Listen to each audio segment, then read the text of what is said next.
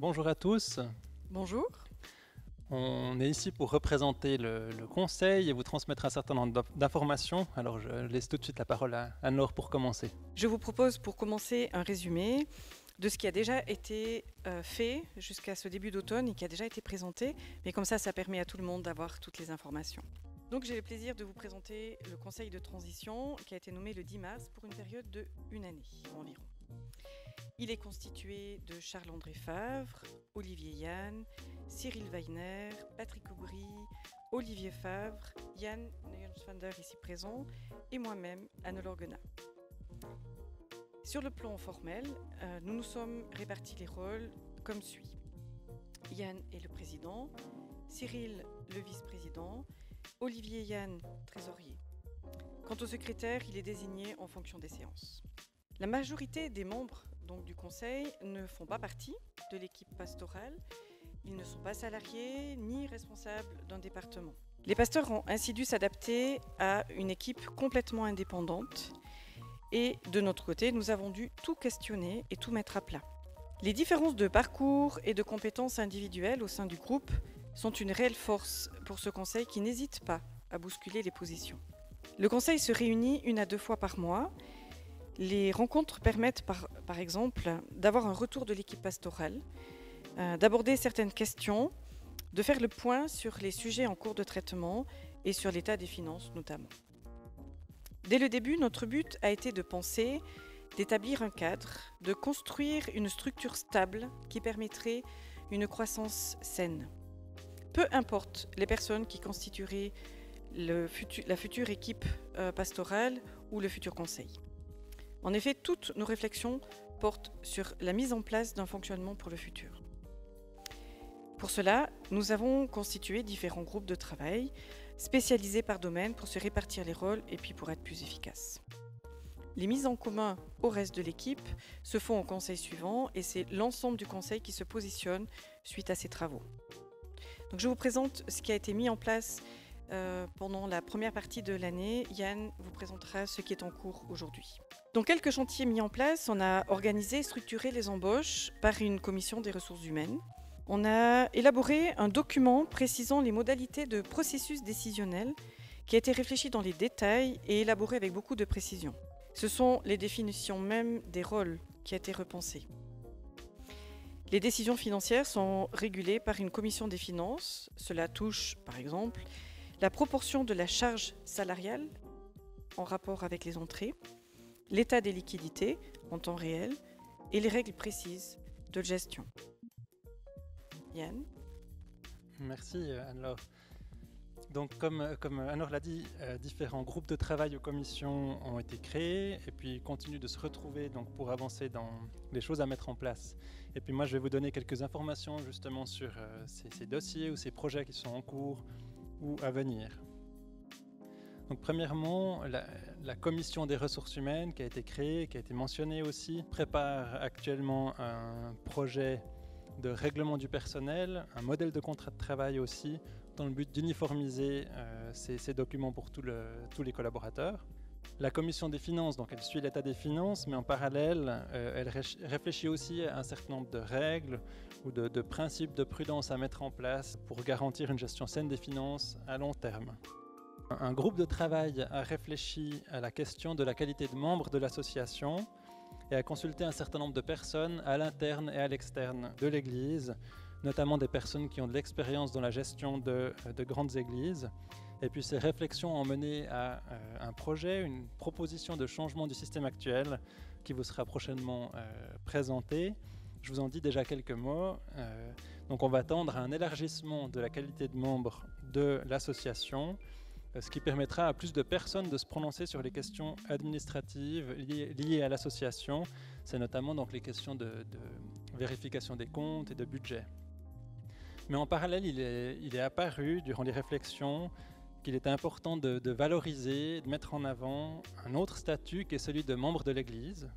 Et puis l'idée sera de prévoir régulièrement, ou peut-être plus régulièrement que par le passé, des réunions d'information et de consultation des membres de l'Église pour permettre à tous de donner leur avis de penser, de réfléchir à l'avenir de l'Église tous ensemble sur des volets donc autres que administratifs.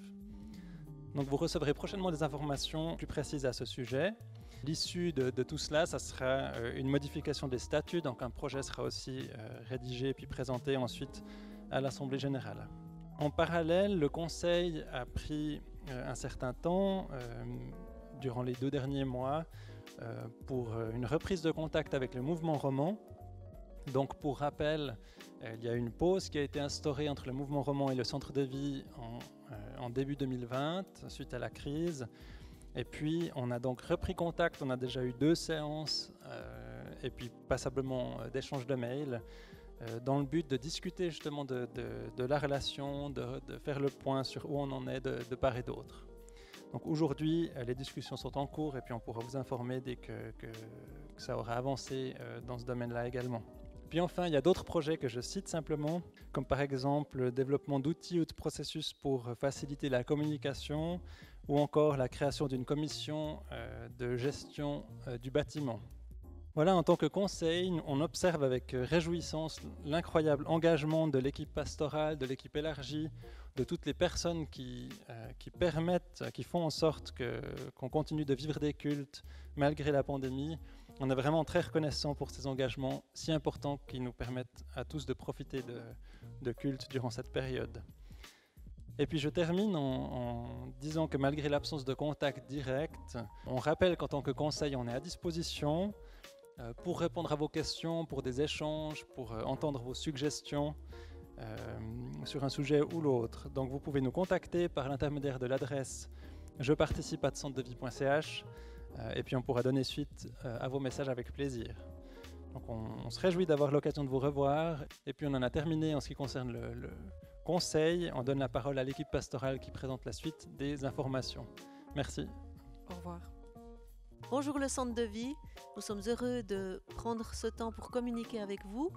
On va faire un petit peu l'état des lieux, où on en est aujourd'hui, après toute cette année, où divers groupes de travail se sont mis en place.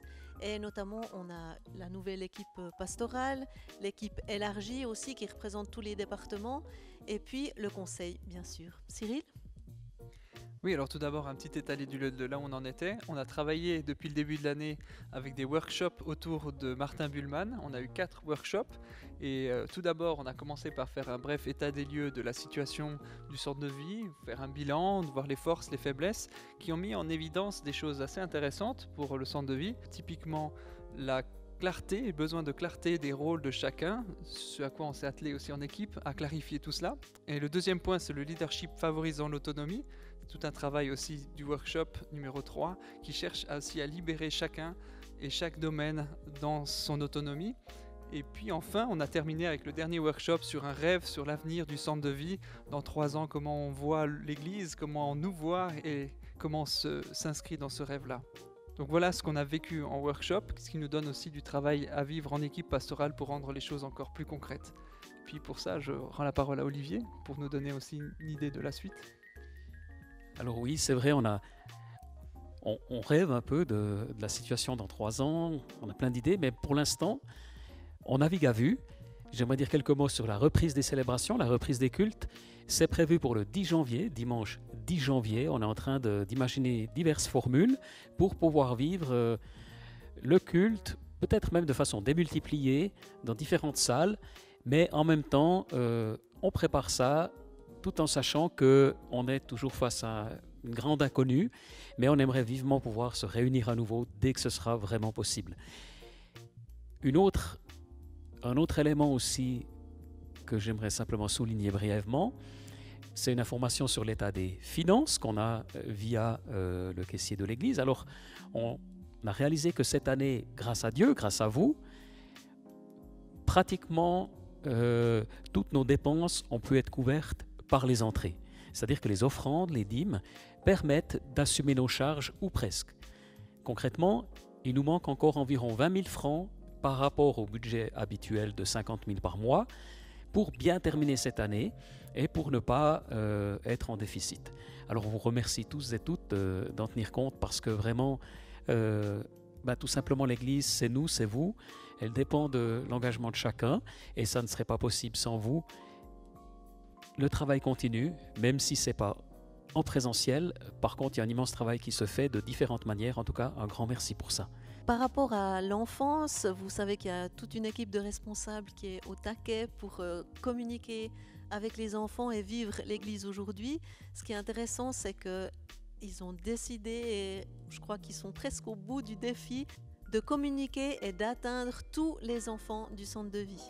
Soit par WhatsApp, mais surtout par téléphone, avoir un petit moment avec eux, discuter, prier aussi. Et c'est vraiment fantastique ce travail.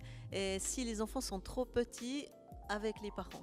Donc on est vraiment reconnaissant de cette communication qui continue.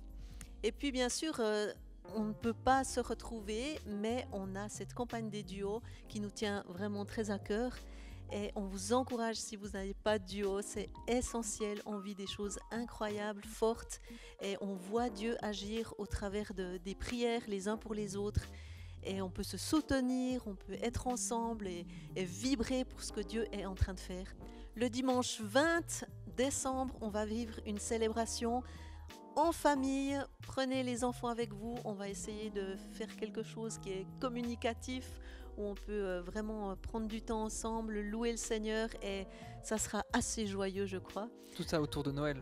Tout ça autour de Noël. Donc en attendant de vous dire un joyeux Noël à cette date, on aimerait vous dire qu'on pense bien à vous, on vous soutient, on prie ensemble pour vous et on vous aime fort.